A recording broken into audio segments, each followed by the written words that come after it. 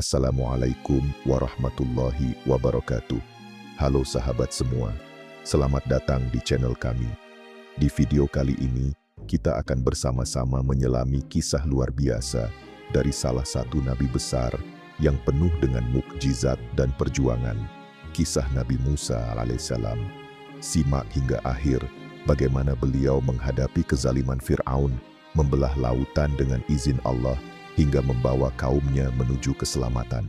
Sebelum kita mulai, jangan lupa untuk like video ini, tinggalkan komentar kalian di bawah, subscribe agar tidak ketinggalan kisah-kisah menarik lainnya, dan share ke teman-teman kalian agar lebih banyak yang terinspirasi dari kisah penuh hikmah ini.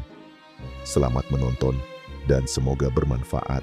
Mesir kuno adalah negeri besar yang dibangun di atas sungai Nil, penuh kemegahan dan kemakmuran.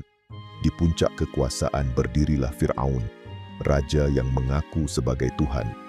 Ia memerintah dengan tangan besi, memaksa Bani Israel, keturunan Nabi Yakub, untuk bekerja sebagai budak. Mereka dipaksa membangun istana, kuil, dan monumen tanpa belas kasih. Suara cambuk lebih nyaring dari doa-doa para ibu. Ketakutan menggantikan harapan. Suatu malam, Fir'aun bermimpi tentang seorang anak laki-laki dari Bani Israel yang akan menghancurkan kerajaannya. Ia bangun dengan ketakutan. Para penasihat dan ahli nujumnya menguatkan mimpinya. Akan lahir seorang anak yang menjadi ancaman bagi tahta. Maka Fir'aun pun mengeluarkan titah kejam. Setiap bayi laki-laki dari Bani Israel harus dibunuh segera setelah lahir. Kota menjadi lautan tangis dan darah. Para ibu melahirkan dalam diam, dalam persembunyian, menyembunyikan bayi mereka dalam pelukan yang gentar. Di sebuah rumah kecil, di tengah malam yang gelap dan mencekam, lahirlah seorang bayi laki-laki. Ia menangis seperti bayi lainnya. Tapi bagi sang ibu, Yukhabbat, tangisan itu adalah lonceng bahaya. Ia tahu, tentara Fir'aun bisa datang kapan saja. Dalam kepasrahan dan tangis, Yukhabbat mendapat petunjuk dari Allah. Susuilah dia, dan jika kamu khawatir terhadapnya, hanyutkan dia ke sungai. Dan janganlah kamu takut, dan jangan bersedih hati.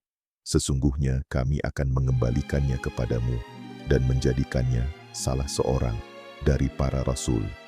Al-Quran Surat Al-Qasas ayat 7. Dengan hati penuh gemetar, ia membuat peti kecil dari anyaman dan lapisan getah. Diletakkannya bayi itu ke dalamnya, dan menghanyutkannya ke aliran sungai Nil di malam buta. Di sisi lain istana, Asiyah, istri Fir'aun yang berhati lembut, sedang berjalan di tepian sungai saat ia melihat peti itu tersangkut. Saat dibuka, tampak seorang bayi mungil yang menangis. Seketika hatinya tersentuh. Fir'aun ingin membunuhnya, namun Asiyah membujuk, "Janganlah kamu membunuhnya. Mudah-mudahan ia bermanfaat bagi kita, atau kita ambil dia sebagai anak." Al-Quran Surat Al-Qasas ayat 9. Fir'aun mengalah pada bujukan Asiyah.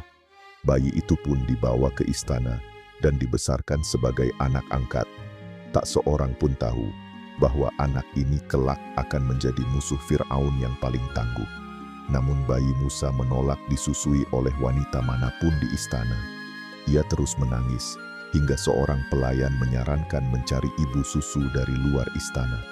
Dengan izin Allah, sang kakak Musa yang mengikuti arus dari kejauhan datang dan berkata, "Aku tahu seorang wanita yang sangat baik dan penuh kasih. Bayi ini mungkin akan tenang padanya." Akhirnya, bayi Musa dibawa kembali ke pelukan ibunya.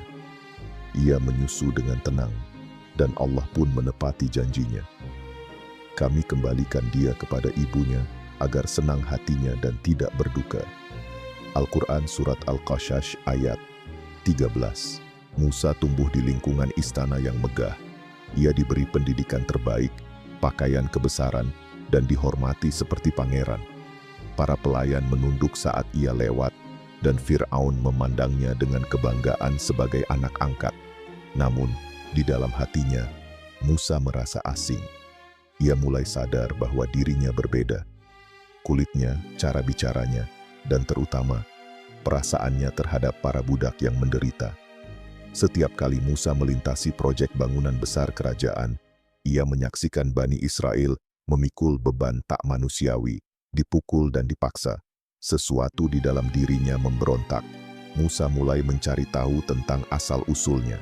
Ia diam-diam berbicara dengan para budak tua, bertanya tentang sejarah Bani Israel. Hatinya dipenuhi simpati dan kemarahan. Ia merasa hidup dalam kemewahan yang dibangun di atas penderitaan bangsanya sendiri. Di malam-malam sepi, Musa duduk di tepi balkon istana, memandangi bintang-bintang, memikirkan siapa dirinya sebenarnya. Aku hidup di istana, tapi jiwaku bukan milik tempat ini, bisiknya suatu malam. Suatu hari, saat berjalan di kota tanpa pengawalan, Musa melihat dua pria sedang berkelahi. Satu dari Bani Israel, satu lagi dari Mesir. Yang dari Israel meminta tolong. Musa mencoba melerai, namun saat situasi memanas, Musa memukul orang Mesir itu hanya satu pukulan, namun mematikan. Orang Mesir itu roboh, tak bernyawa. Musa tersentak. Ia memandang tangannya. Ia tidak bermaksud membunuh. Ini perbuatan setan, ucapnya gemetar. Ya Tuhanku, aku telah menzalimi diriku, maka ampunilah aku. Al-Quran Surat Al-Qasas, ayat 16. Allah pun mengampuni Musa, namun hatinya diliputi rasa takut. Keesokan harinya, Musa kembali ke kota. Tiba-tiba, seorang pria datang tergesa-gesa dengan wajah cemas. Ia berkata, "Wahai Musa, para pembesar sedang merencanakan pembunuhan terhadapmu. Larilah, segeralah keluar dari kota ini." Al-Quran Surat Al-Qasas ayat 20. Tanpa berpikir panjang, Musa melarikan diri. Ia menyusuri gurun, tanpa bekal, tanpa tujuan, hanya mengandalkan keyakinan. Dengan pakaian lusuh dan langkah lemah, ia berjalan menjauh dari istana yang dulu menjadi rumahnya, menuju tanah asing, negeri Madian. Ya Tuhanku, selamatkan aku dari orang-orang zalim ini. Al-Quran Surat Al-Qasas, ayat 21. Musa berjalan melewati padang pasir yang gersang, sendirian, tanpa arah pasti. Nafasnya terengah, kakinya terluka, dan tubuhnya dilanda lapar dan haus. Setiap langkahnya adalah doa. Ya Tuhanku, aku sangat membutuhkan kebaikan apapun yang Engkau turunkan kepadaku. Al-Quran Surat Al-Qasas, ayat 24. Setelah perjalanan jauh, akhirnya Musa sampai di sebuah oasis di negeri Madian. Di sana, ia melihat sekelompok orang sedang memberi minum ternak mereka. Di kejauhan, dua wanita berdiri bersama kawanan domba mereka, menunggu. Musa mendekati kedua wanita itu dan bertanya, "Apa yang kalian tunggu?" Mereka menjawab dengan suara lembut, "Kami tidak bisa mengambil air sampai para penggembala laki-laki itu selesai. Ayah kami sudah tua, ia tidak bisa membantu kami lagi." Melihat ketulusan dan kepasrahan mereka, Musa segera bangkit. Ia mendekati sumur, menyingkirkan batu besar yang menutupnya, dan memberi minum hewan-hewan mereka. Setelah itu, ia duduk di bawah pohon, kembali bermunajat dalam keheningan. Tak lama kemudian, salah satu wanita kembali menghampirinya dengan malu-malu. Ia berkata, "Ayah kami ingin membalas jasamu. Ia mengundangmu ke rumah." Musa pun mengikuti wanita itu ke rumah sang ayah, yang ternyata adalah Nabi Syuaib alaihissalam, seorang lelaki bijak dan saleh. Di hadapan Syuaib, Musa menceritakan seluruh kisah pelariannya, dari istana Fir'aun hingga tiba di Madian. Nabi Syuaib berkata, "Jangan takut, engkau telah selamat dari orang-orang zalim itu." Melihat kebaikan dan kekuatan Musa, Nabi Syuaib menawarkan sebuah kebaikan. "Aku ingin menikahkanmu dengan salah satu putriku, dengan syarat engkau bekerja padaku selama 8 tahun. Jika kau sempurnakan menjadi 10 tahun, itu lebih baik bagimu." Musa menerima tawaran itu dengan ikhlas. Ia pun tinggal di Madian, bekerja dengan jujur dan penuh tanggung jawab. Akhirnya, ia menikahi salah satu putri Nabi Syuaib dan membangun kehidupan baru yang tenang, jauh dari kekacauan Mesir.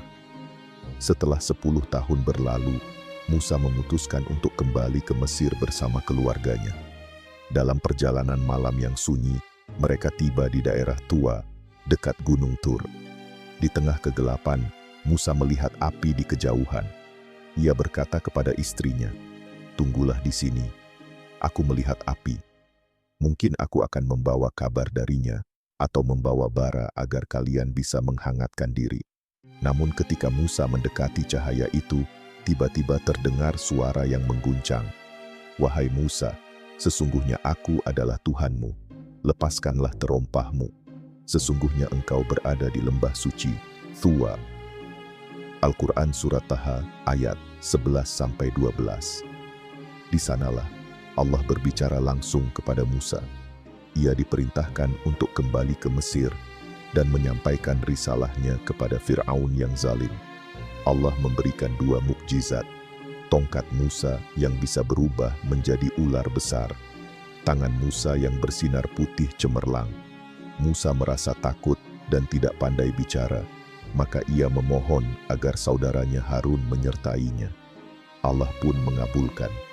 Musa kini bukan hanya seorang pelarian yang kembali pulang, ia adalah seorang nabi yang diutus langsung oleh Allah. Ia berjalan bersama istrinya dan tongkat di tangannya, membawa misi ilahi. Di tengah jalan, Allah menurunkan wahyu lagi kepadanya. "Pergilah engkau kepada Fir'aun. Sesungguhnya ia telah melampaui batas." Al-Quran Surat Taha ayat 24. Musa merasa gentar. Ia mengenal betul kekejaman Fir'aun dan masa lalu kelamnya di istana masih membekas. Maka ia berdoa, "Ya Tuhanku, lapangkanlah dadaku, mudahkanlah urusanku, dan lepaskanlah kekakuan dari lidahku, agar mereka mengerti perkataanku." Al-Quran Surat Taha ayat 25-28. Allah mengabulkan. Musa diperintahkan membawa serta saudaranya Harun, yang fasih berbicara dan setia mendampingi. Musa dan Harun memasuki istana dengan langkah yakin, namun hati tetap bersandar pada kekuatan Allah. Di hadapan Fir'aun yang angkuh, Musa menyampaikan, "Wahai Fir'aun, kami adalah utusan Tuhan semesta alam. Bebaskanlah Bani Israel dan hentikan penindasanmu." Fir'aun mencibir dan bertanya sinis, "Bukankah kau yang dulu dibesarkan di istanaku, dan kau yang membunuh orang Mesir itu?" Musa menjawab dengan tenang, "Aku melakukannya tanpa sengaja sebelum aku diberi petunjuk. Kini aku datang membawa kebenaran." Fir'aun menolak dan menantang, "Kalau kau benar, tunjukkan buktimu." Dengan izin Allah, Musa melemparkan tongkatnya ke tanah. Seketika tongkat itu berubah menjadi ular besar yang menakutkan, melata ke segala arah, membuat seluruh istana geger. Kemudian, Musa memasukkan tangannya ke ketiaknya, dan saat ditarik keluar, tangannya bersinar putih bercahaya tanpa cacat, mukjizat lain dari Tuhan. Fir'aun terdiam, namun kesombongannya menghalanginya untuk beriman. Ia berkata, "Ini hanyalah sihir yang hebat. Aku akan kumpulkan para penyihir terbaik untuk mengalahkanmu, wahai Musa." Hari pertandingan ditentukan, disaksikan seluruh rakyat Mesir. Para penyihir Fir'aun tampil dengan kebanggaan. Mereka melemparkan tali dan tongkat yang tampak seperti ular-ular kecil karena sihir mereka. Musa tidak gentar. Allah mewahyukan, "Jangan takut, engkaulah yang akan menang." Al-Quran Surat Taha ayat 68.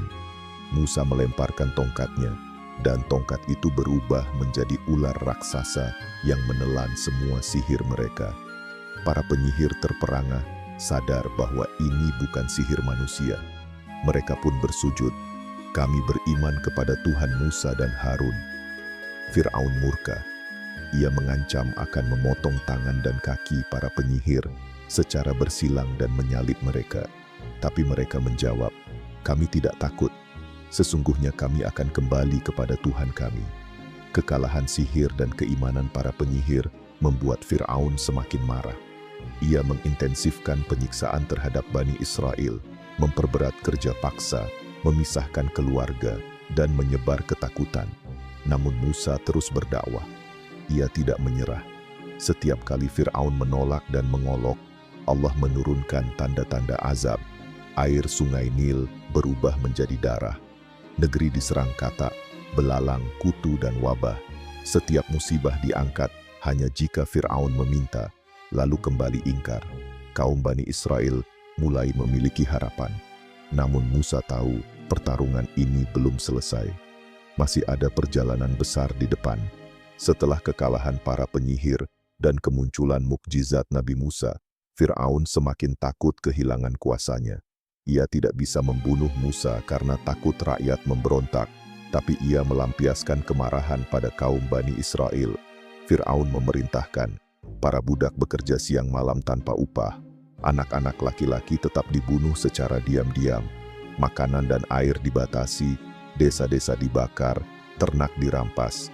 Tangis dan jeritan memenuhi bumi Mesir. Musa dan Harun terus berdakwah, namun Fir'aun dan para pengikutnya tetap membangkang. Mereka berkata, "Apapun mukjizat yang kamu bawa untuk menyihir kami tidak akan percaya padamu." Al-Quran Surat Al-A'raf ayat 132. Karena penolakan Fir'aun, Allah menurunkan azab demi azab sebagai peringatan dan teguran. Sungai Nil yang menjadi sumber kehidupan Mesir berubah menjadi darah. Air memerah pekat, ikan-ikan mati, air berbau busuk. Kaum Mesir kehausan, tapi hanya Bani Israel yang airnya tetap bersih. Katak memenuhi rumah, sumur, ranjang, dan makanan. Kaum Mesir tidak bisa tidur atau makan. Mereka melompat ke tubuh orang-orang. Wabah kutu menyiksa seluruh penduduk Mesir. Orang-orang menggaruk tubuh sampai berdarah. Hewan-hewan pun gelisah. Tanaman habis dilahap. Buah-buahan musnah. Kelaparan mulai melanda. Kulit pecah-pecah, demam tinggi. Anak-anak mati mendadak. Tapi lagi-lagi, hanya orang Mesir yang kena. Setiap kali azab datang, Fir'aun merengek kepada Musa. "Mohonkanlah kepada Tuhanmu agar menghentikan ini. Jika dihentikan, aku akan membebaskan Bani Israel." Namun setiap kali azab berhenti, Fir'aun mengingkari janjinya. Ia berkata, "Bukankah ini semua sihir belaka?" Bani Israel semakin menderita. Mereka mulai bertanya-tanya, apakah Musa benar-benar seorang utusan Tuhan? Mengapa penderitaan kami tak kunjung selesai? Musa tetap menguatkan kaumnya.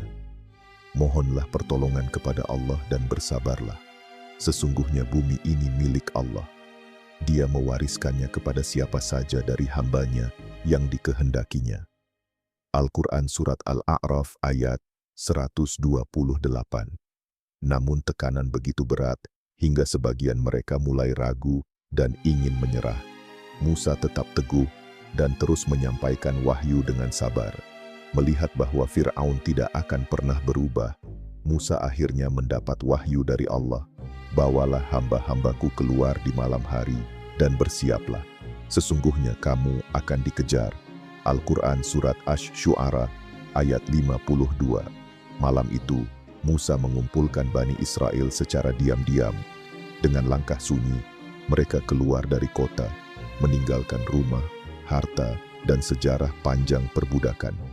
Mereka keluar bukan hanya untuk mencari tanah baru, tapi untuk menemukan kembali harga diri dan iman mereka. Fir'aun bangun keesokan harinya dan murka besar.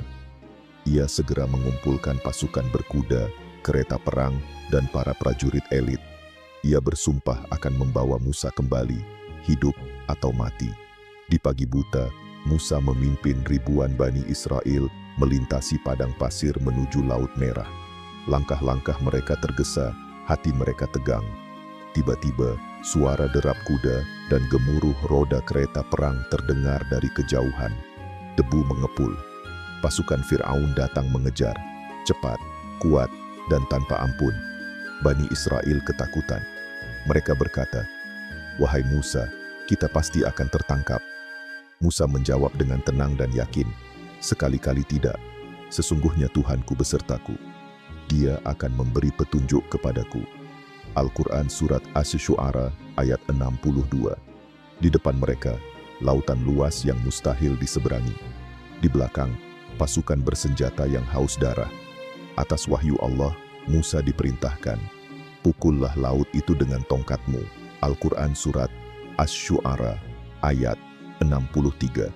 Musa mengangkat tongkatnya tinggi-tinggi, lalu memukulkannya ke permukaan air. Seketika, lautan yang bergemuruh itu terbelah dua, membentuk dua dinding raksasa air di kanan dan kiri. Di antara dinding itu terbentuk jalan kering, membentang lurus seperti lorong menuju keselamatan. Kaum Bani Israel pun berjalan cepat menyeberanginya. Mereka melewati dasar laut yang biasanya tak tersentuh manusia, kini menjadi jalan keselamatan oleh kuasa Tuhan. Melihat jalan laut itu, Fir'aun tidak gentar. Ia malah mengejek dan menyuruh pasukannya untuk mengejar Musa ke dalam lorong laut. Namun saat Musa dan pengikutnya telah sampai di seberang dan Fir'aun telah masuk ke tengah-tengah jalan laut, Allah memerintahkan air itu untuk kembali seperti semula. Laut pun menghantam mereka dengan dahsyatnya. Kereta, kuda, pasukan, dan Fir'aun sendiri tenggelam dalam arus yang luar biasa. Fir'aun dalam detik-detik sekaratnya akhirnya mengakui, "Aku percaya bahwa tiada Tuhan selain Tuhan yang dipercayai oleh Bani Israel, dan aku termasuk orang-orang yang berserah diri." Al-Quran Surat Yunus ayat 90. Namun terlambat. Allah berfirman, "Sekarang, padahal sebelumnya kamu durhaka dan termasuk orang-orang yang merusak." Al-Quran Surat Yunus ayat 91. Fir'aun pun tewas, dan tubuhnya diselamatkan sebagai tanda bagi generasi sesudahnya. Musa dan kaumnya menyaksikan ombak menelan musuh terbesar mereka. Tangis haru dan sujud, syukur mengalir di antara mereka. Untuk pertama kalinya dalam ratusan tahun, Bani Israel merasakan kebebasan. Tidak ada cambuk, tidak ada kerja paksa, tidak ada tirani. Tapi di hadapan mereka terbentang tantangan baru. Padang pasir yang luas, dan kehidupan sebagai umat yang harus dibimbing secara iman, adab, dan hukum. Musa tahu, tugasnya belum selesai.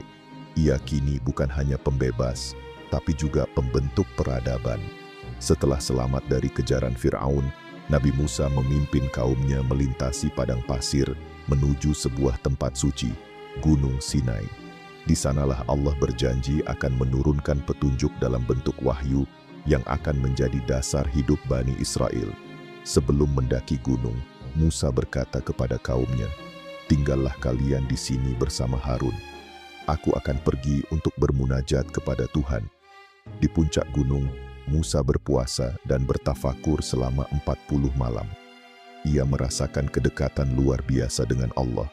Dalam momen suci ini, Allah menurunkan lauh-lauh Taurat, lembaran-lembaran yang berisi hukum dan petunjuk untuk kaum Bani Israel.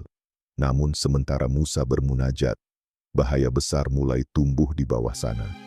Kaum Bani Israel yang masih terbawa mentalitas budak dan kecanduan kepada simbol-simbol fisik, mulai kehilangan kesabaran atas kepergian Musa. Muncullah seorang pria bernama Samiri yang lihai memanipulasi. Samiri mengumpulkan emas dari orang-orang, melelehkannya, dan membuat sebuah patung anak sapi yang bisa mengeluarkan suara. Ia berkata, "Inilah Tuhan kalian dan Tuhan Musa." Tapi Musa telah melupakannya.